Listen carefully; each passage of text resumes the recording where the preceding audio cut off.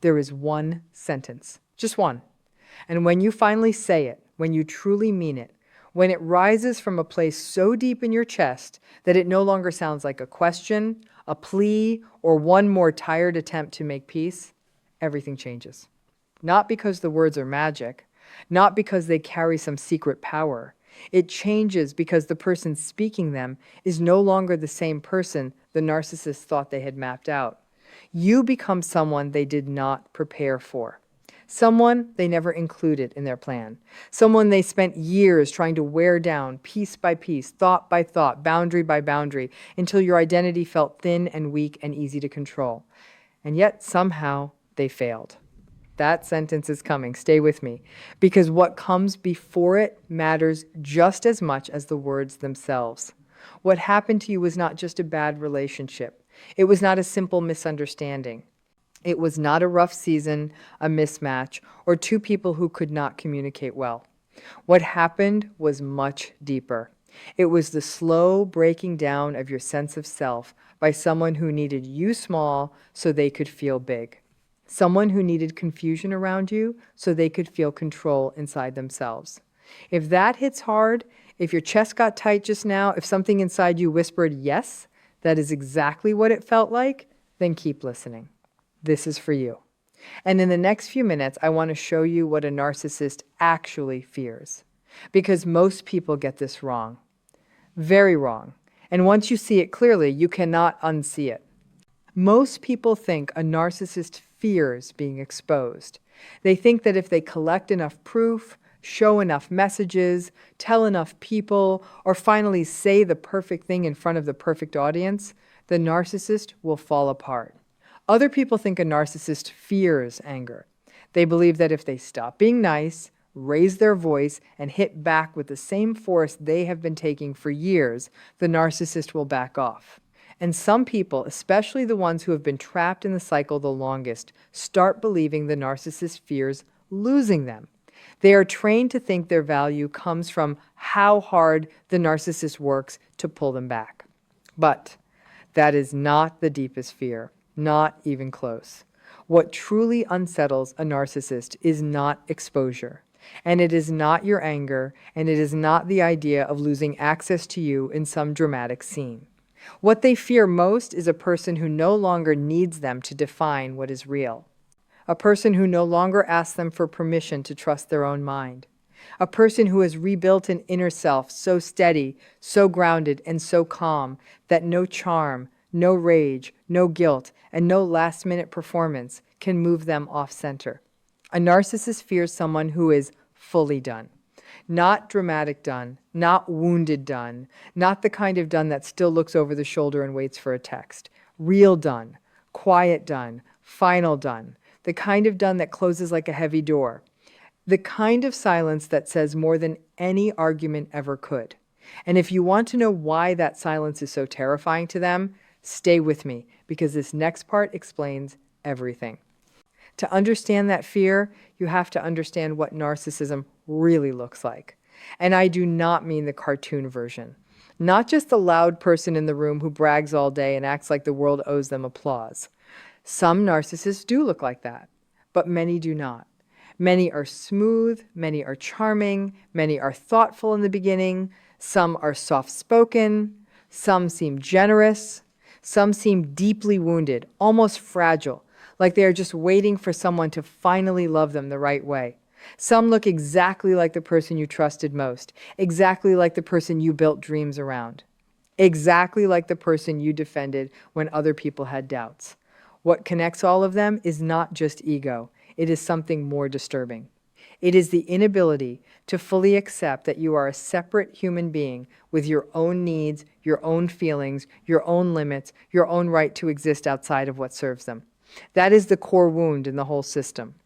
You were not treated like a whole person. You were treated like a role, a function, a mirror, a source, a stabilizer, a target. And the moment you stopped playing that role in the exact way they wanted, the punishment began.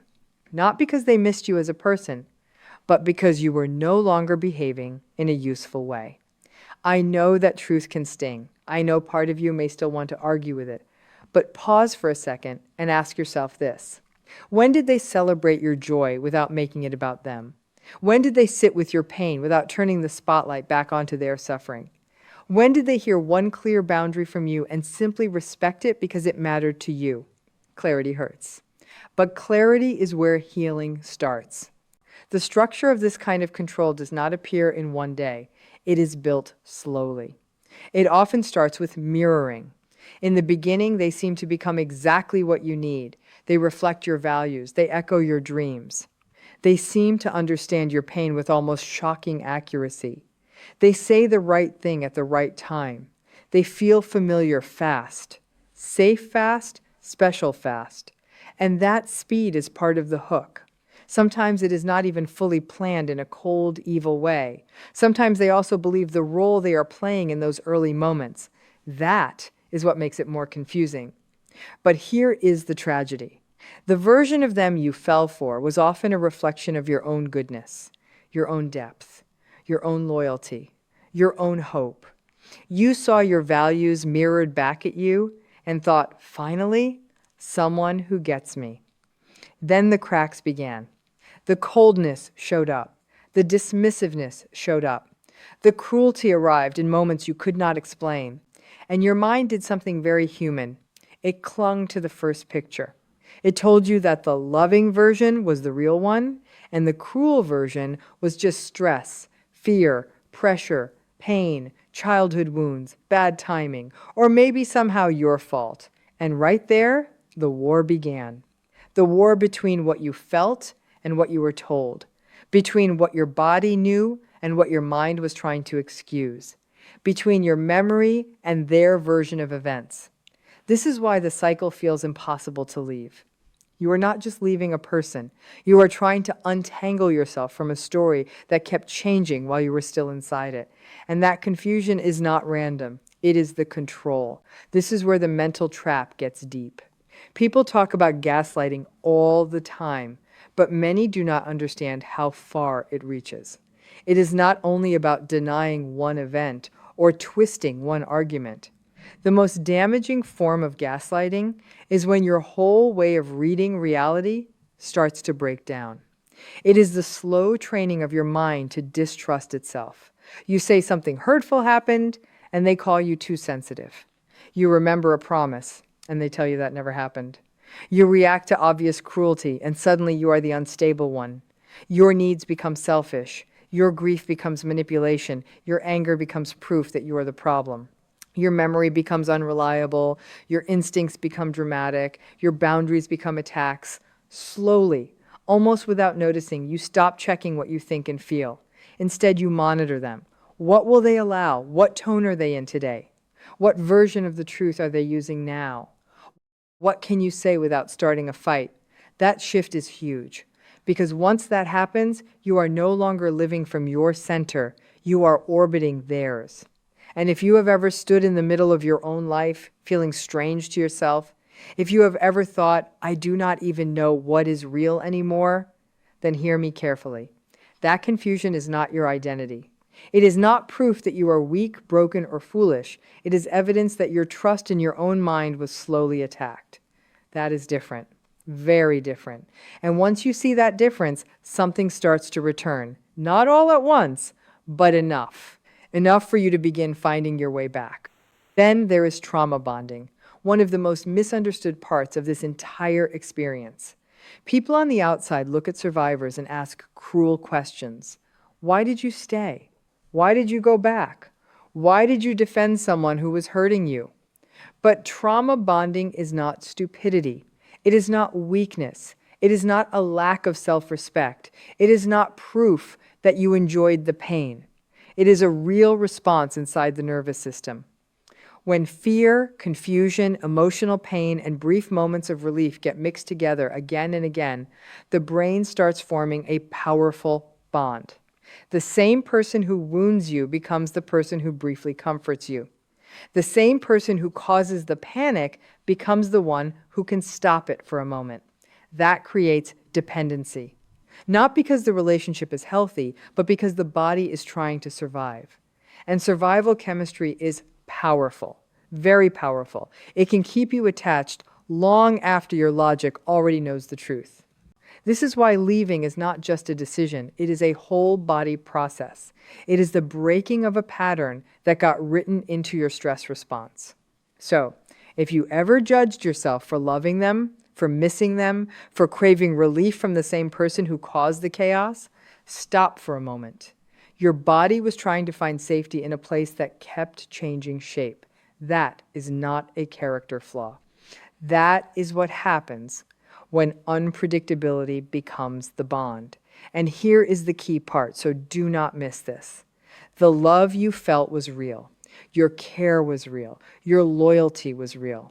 But their ability to receive that love in a healthy, honest, mutual way may never have been there. That difference matters because the moment you stop blaming yourself, the whole illusion starts to crack.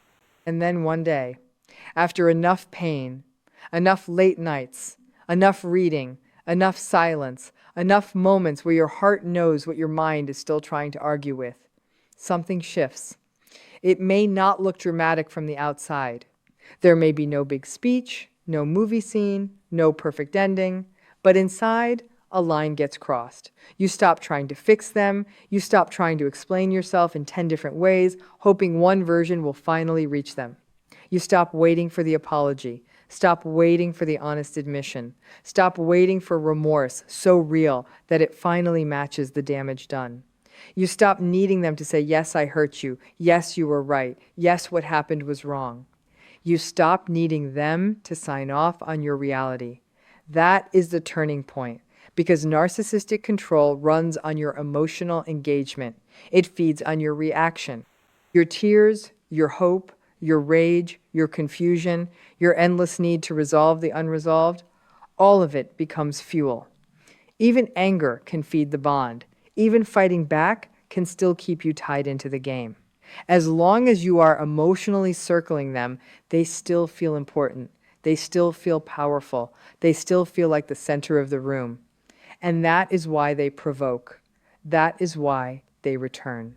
That is why they create scenes when things start getting quiet. It is not always love bringing them back.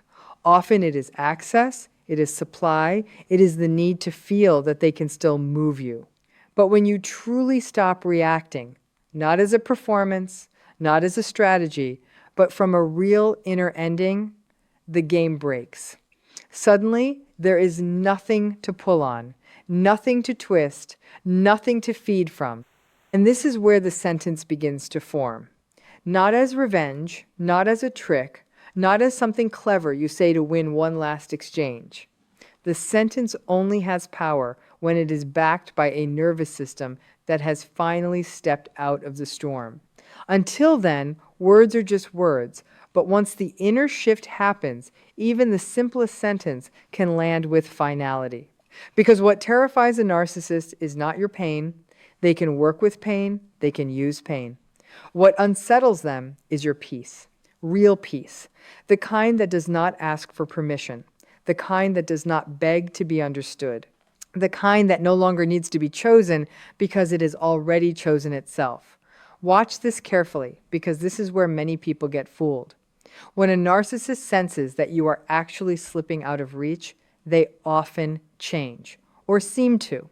They may become softer, sweeter, more open, more emotional. They may promise insight, promise therapy, promise growth, promise the version of themselves you spent years waiting for. They may cry. They may say they finally get it. They may bring up memories. They may speak in the language you always wanted to hear. And if you have been starved for clarity, that can feel almost impossible to resist. But do not miss the pattern. Timing tells the truth. Why does the understanding show up only when your door is closing? Why does the tenderness return only when your distance becomes real? Why does accountability appear right when access is threatened? Stay sharp here. This matters. Because false change often arrives wearing the clothes of your deepest hope. And if you do not see it clearly, you can mistake one more cycle for a breakthrough. That is why inner steadiness matters more than perfect words ever will. The sentence, when it is finally real, is this: I do not need you to agree with me for me to know what happened. That is the line. Simple, clean, quiet, final. And if you want, it can sound even shorter. I know what I experienced. Or this. I am not explaining this anymore. The exact wording matters less than the state behind it. Because what you are really saying is something much bigger. You are saying, my reality is no longer available for negotiation. You are saying, I am no longer handing you the authority to define my pain, my memory, my limits, or my truth. You are saying, the courtroom is closed, the debate is over, the audience is gone, and I have left the stage. For a narcissist, that is deeply threatening, because once you trust your own mind again, their favorite tools stop working. The confusion weakens, the hooks loosen, the guilt has less grip, the drama lands flat. Their story about you becomes less important, because your own story is finally louder inside you. That does not mean they will always react quietly. Sometimes the opposite happens. Sometimes they escalate. Sometimes they smear. Sometimes they bait. Sometimes they test every lock on every door just to see if one still opens. But understand what that reaction means. It does not mean you are losing. It often means the old system is failing. And when the old system fails, they may panic. So if you are in that stage right now, if the pushback has gotten strange, intense, or dramatic, do not automatically read that as proof that you made the wrong choice. Sometimes chaos is what control looks like when it starts slipping. Here is the deeper freedom. The goal is not to become cold. It is not to become cruel. It is not to turn into someone who never feels, never trusts, never cares.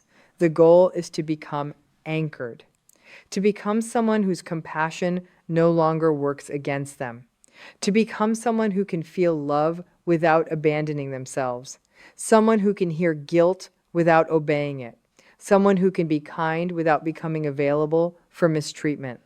That is the rebuild. That is the new life. And it happens quietly at first. You notice that you no longer rehearse imaginary arguments in your head for hours. You notice that your body feels calmer in rooms where they are absent. You notice that your joy does not instantly make you nervous anymore. You notice that silence starts feeling safe instead of threatening.